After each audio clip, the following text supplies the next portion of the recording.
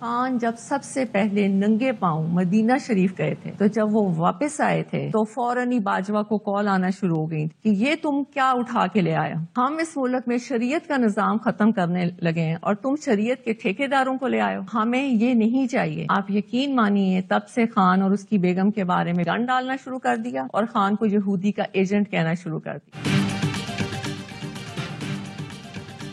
بانی کی حکومت گرانے کا امریکہ پر الزام، بشرا بیوی نے الزام کسی اور پر لگا دیا۔ بانی پیچھے آئے، جب مدینہ ننگے پاؤں گئے اور واپس آئے تو باجوہ کو کالز آنا شروع ہو گئیں۔ بشرا بیوی کہتی ہیں باجوہ کو کہا گیا یہ آپ کس شخص کو لے آئے ہیں، ہمیں ایسے لوگ نہیں چاہیے۔ باجوہ کو کہا گیا ہم تو اس ملک میں شریعت ختم کرنے لگے ہیں اور آپ ایسے شخص کو لے آئے، کہا گیا ہمیں ایسے لوگ نہیں چاہیے۔ تب سے ہمارے خلاف گند ڈالنا شروع کر دیا گیا۔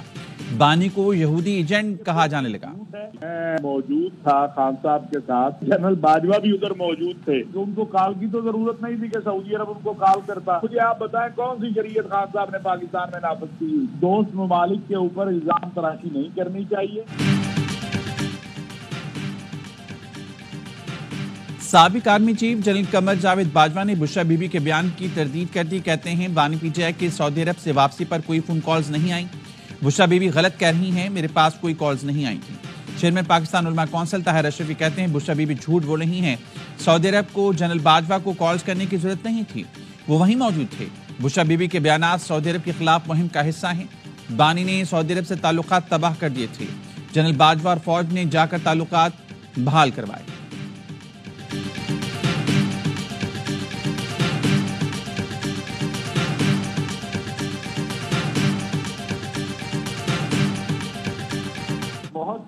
احمقانہ اور جاہلانہ بیان ہے کہ دیکھیے اسٹیٹس کے درمیان ایسی گفتگو ہوتی ہی نہیں ہے جس طرح کی یہ فرما رہی ہیں۔ کون سی اسٹیٹ دوسرے اسٹیٹ کے کسی آرمی چیف کو کہتی ہے کس کو اٹھا کے لے آئے؟ یہ تو بڑی عجیب سی بات ہے کہ بشرا بی بی اٹھ کے ایک دوست ملک پہ الزام لگائیں۔ بشرا بی بی نے دوست ملک پر انتہائی غلیظ الزام لگایا۔ وزیر اطلاعات عطا تارڑ کہتے ہیں ریاست کے درمیان ایسی بات ہوتی ہی نہیں، کوئی ریاست دوسری ریاست کے آرمی چیف کو ایسے نہیں کہہ سکتی۔ بشرا بی بی انتہائی احمقانہ گفتگو کر رہی ہیں، یہ اپنے سیاسی بیانیوں کو بنانے کے لیے ملک کو آگ لگا سکتے ہیں۔ بشرا بی بی نے جس ملک پر الزام لگایا وہیں بیٹی کی شادی کی، اس دوست ملک کے تحائف کو بھی بیچ دیا۔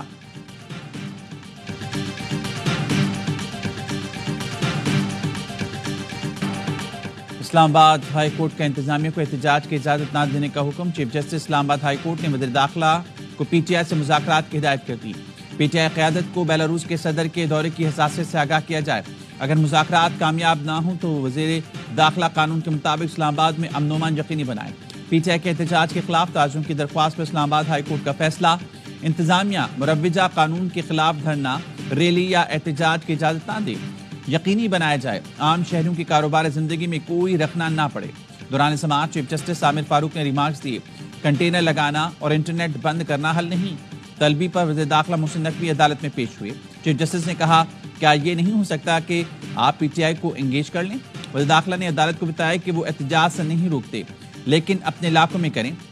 گرم میں 38 لوگ شہید ہو گئے، ادھر فوکس کریں، یا ادھر بیلاروس کے صدر پاکستان آ رہے ہیں، پورا وفد آ رہا ہے، یہ صورتحال ہوگی تو ہمارے ملک کا برا تاثر جائے گا۔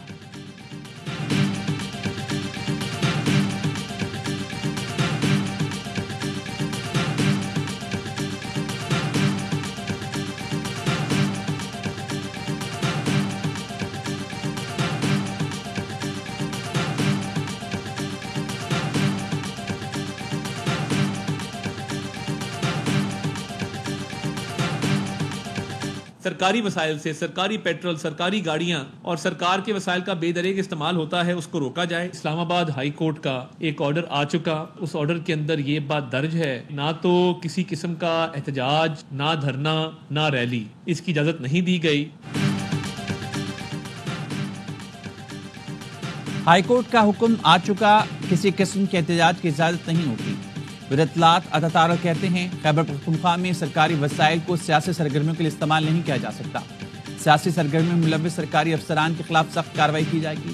ایک صوبے کا وفاق پر لشکر کشی کرنا سمجھ سے بالاتر ہے۔ جب بھی غیر ملکی وفود پاکستان آتے ہیں، تحریک انتشار کو احتجاج یاد آ جاتا ہے۔ اس طرح کے احتجاج کیا ملک دشمنی نہیں ہے؟ پی ٹی آئی والوں کے احتجاج کا ایجنڈا ہے کہ ہمارے لیڈر کو NRO دو۔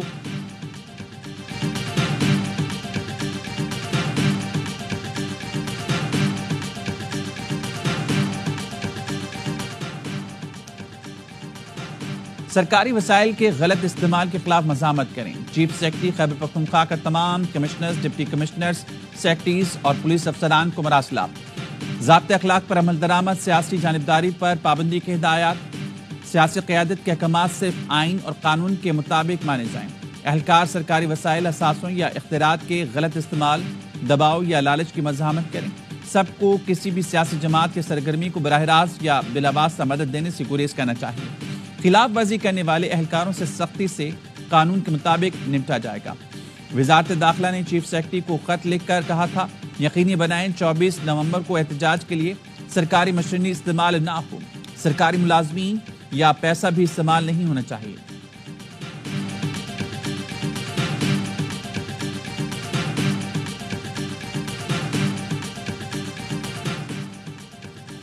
احتجاج کے لیے سرکاری وسائل پہلے استعمال ہوئے، نہ اب ہوں گے۔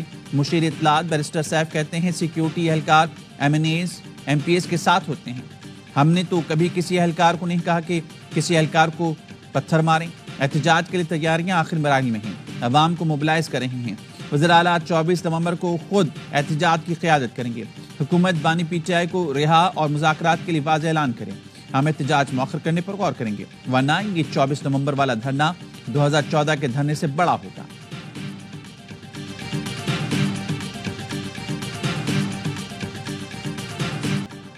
لوئر کرم میں مسافر گاڑیوں پر فائرنگ، وزیر داخلہ محسن نقوی نے 38 افراد کے جاں بحق ہونے کی تصدیق کر دی۔ 5 خواتین اور ایک بچی جاں بحق ہونے والوں میں شامل، متعدد افراد زخمی۔ پولیس نے بتایا گاڑیوں کا ایک قافلہ پشاور سے کرم اور دوسرا کرم سے پشاور جا رہا تھا۔ تمام زخمی اسپتال منتقل، بعض زخمیوں کی حالت تشویشناک ہے۔ صدر اور وزیر اعظم کی کرم میں مسافر گاڑیوں پر فائرنگ کی مذمت، ذمہ داروں کو کیفر کردار تک پہنچایا جائے۔ سیکیورٹی اداروں کو حکم، وزیر اعلیٰ خیبر پختونخوا کا اظہار افسوس، لواحقین کے لیے مالی امداد کا اعلان کیا۔ بیرسٹر صاحب کہتے ہیں، حملہ آوروں نے پہلے کانوائے میں شامل پولیس اہلکاروں کو نشانہ بنایا۔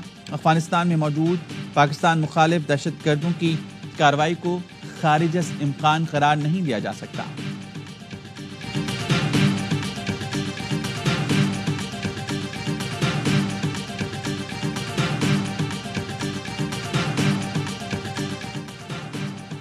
وزیر داخلہ محسن نقوی کا وزیر اعلیٰ KP کو ٹیلی فون، خیبر پختونخوا میں سیکیورٹی صورتحال اور دہشت گرد حملوں پر تشویش کا اظہار۔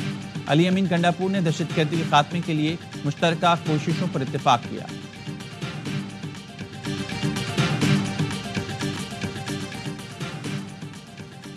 کراچی میں نیٹی جیٹی پل پر ٹریلر کی زد میں آ کر موٹر سائیکل سوار 2 افراد جاں بحق، 2 زخمی۔ جاں بحق افراد میں بچہ بھی شامل۔ ڈرائیور موقع سے فرار، پولیس کے مطابق ٹریلر کے اندر سے شراب کی بوتل برآمد ہوئی، لگتا ہے ٹریلر کا ڈرائیور نشے میں تھا۔ عینی شاہد نے بتایا، ہم 2 موٹر سائیکلوں پر سوار 8 افراد سی ویو سے آ رہے تھے، ایک موٹر سائیکل دوسری سے ٹکرا کر گری، پیچھے سے آنے والے ٹریلر نے کچل دیا۔ ہم سب کزن ماڑی پور مچھر کالونی کے رہائشی ہیں۔